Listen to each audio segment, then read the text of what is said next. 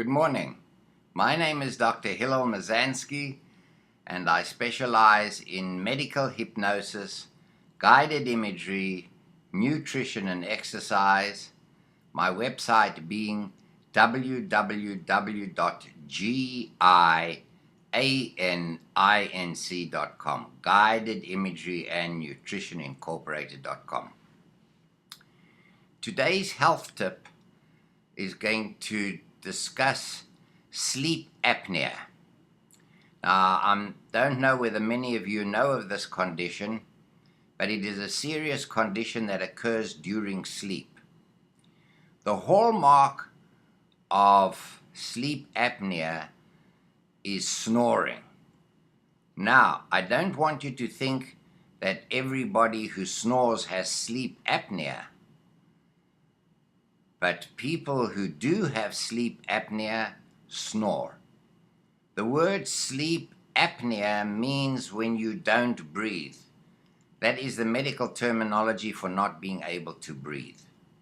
So sleep apnea is therefore a condition where one is unable to sleep properly. During sleep, they are unable to breathe properly. There are two types of sleep apnea. One is called OSA, obstructive sleep apnea, which is the commoner of the two, and the other is called central sleep apnea, which is not as common as obstructive sleep apnea. What do we mean by obstructive? Obstructive sleep apnea means that there is obstruction to the normal flow of air during breathing, at night mainly. This obstruction can be caused by the soft palate falling backwards, or by enlarged tonsils, having sinus infections, deviated septum of the nose, and others.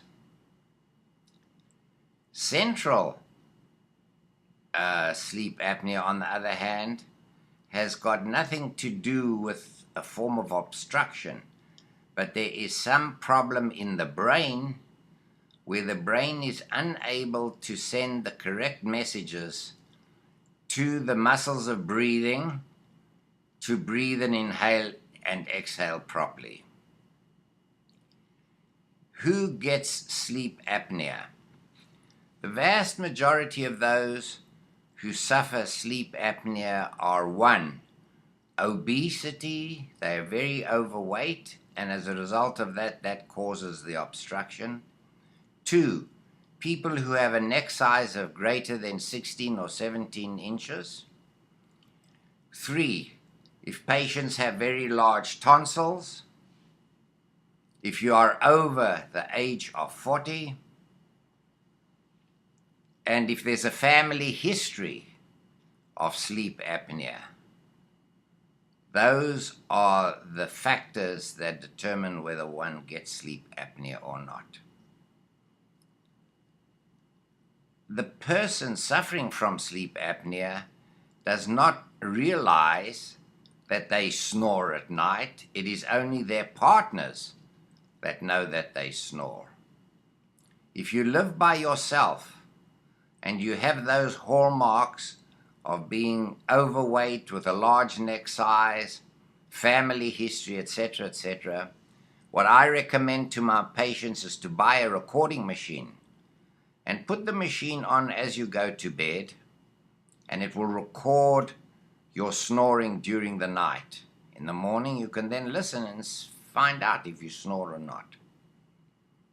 Another hallmark of sleep apnea is that because the brain does not get sufficient oxygen during the night, you are aroused constantly, not to such a great effect that you are woken up.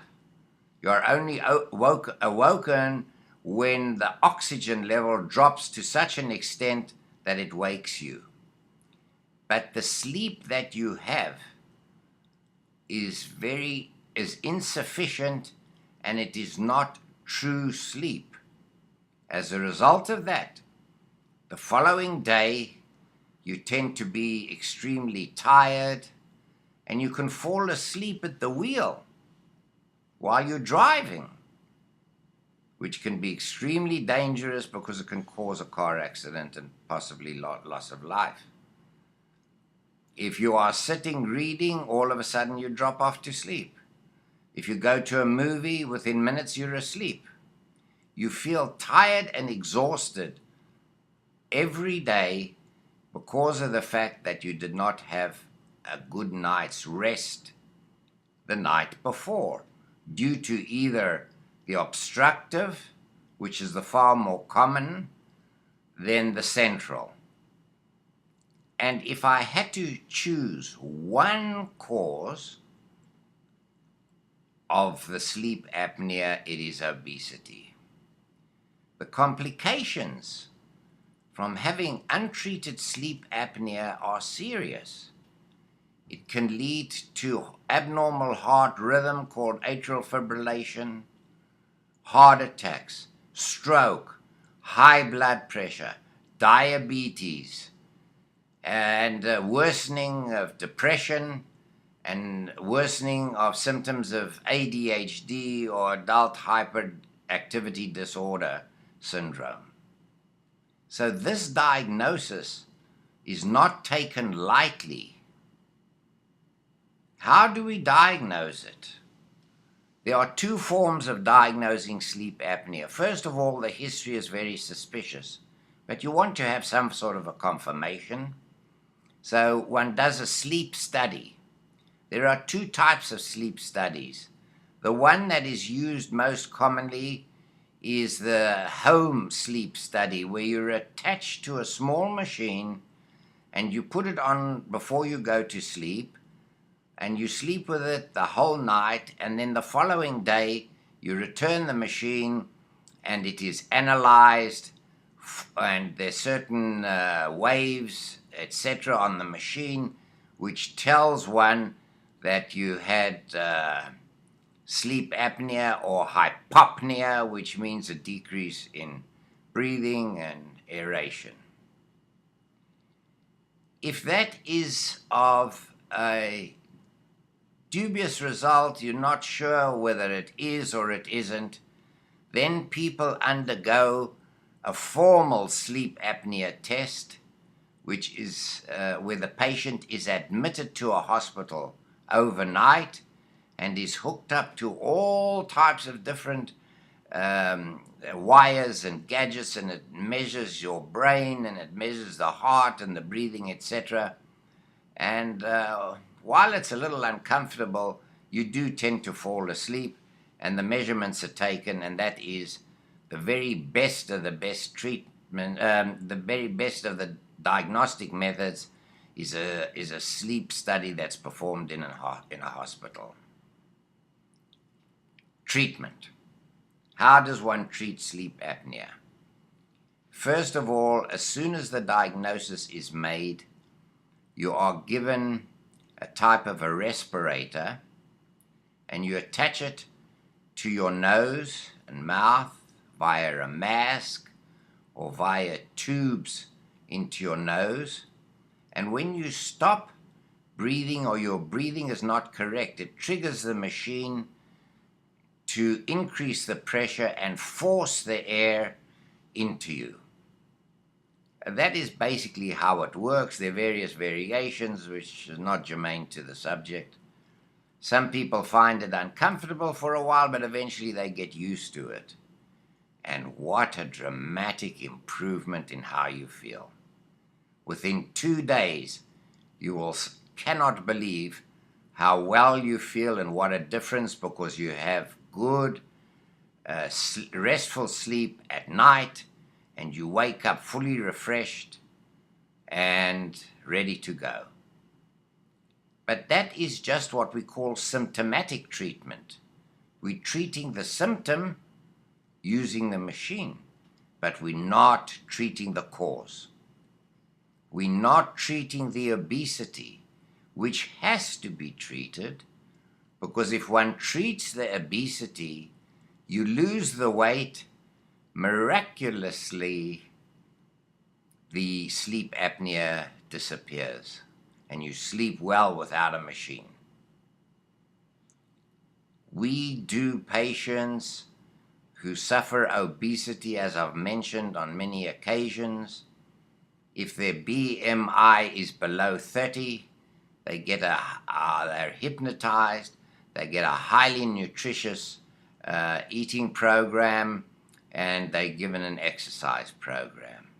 But if their BMI is higher than 30,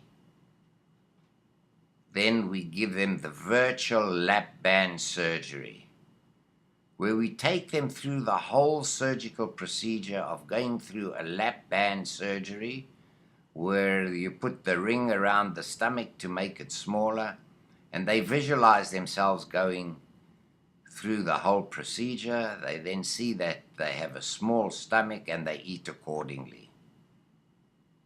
This works miraculously, provided the patient adheres to what we say, listening to our recording twice a day, doing the triggers, and adhering to the nutritional program that we give them. A mere loss of, say, 50 pounds in a 350-pound male or female, losing 50 pounds is sufficient to improve the sleep apnea. And why wouldn't one want to treat the sleep apnea in such a manner than rather suffer the consequences of all the complications, stroke, heart attack, etc.? I must say that there are some people who are thin and have sleep apnea. Their apnea tends to be of the central type, not of the obstructive type. And for the central type, there's not a whole lot we can do except for them to use their machine. And you speak to anybody who has sleep apnea and doesn't use the machine, they can tell you within one day that they can feel the difference. It has such a dramatic effect. So partners of people who snore, and if your partner is overweight, I suggest that you speak to their healthcare professional and have a sleep study done, and if diagnosed, the treatment is very simple. I thank you very much for listening. My name is Dr. Hillel Mazansky.